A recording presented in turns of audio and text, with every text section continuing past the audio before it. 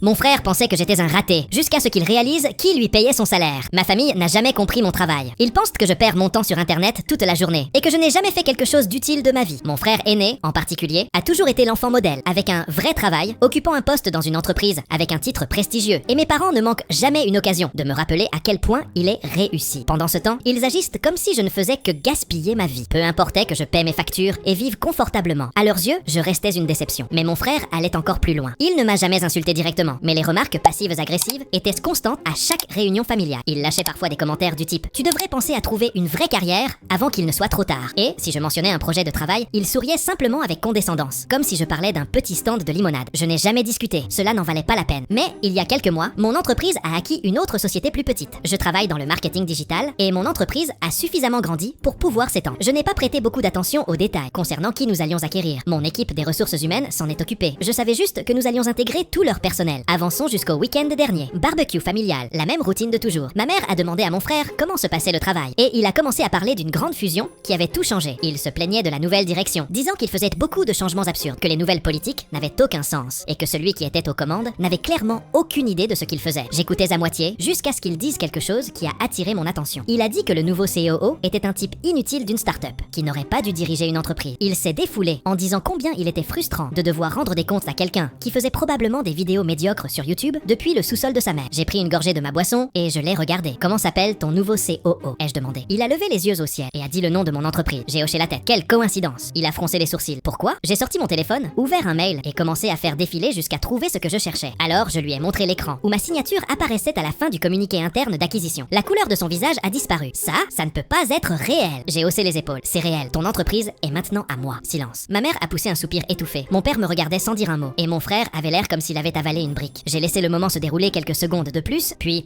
si tu as des suggestions sur la manière dont je devrais diriger les choses, je serais ravi de les entendre. Il n'a plus prononcé un seul mot de la soirée.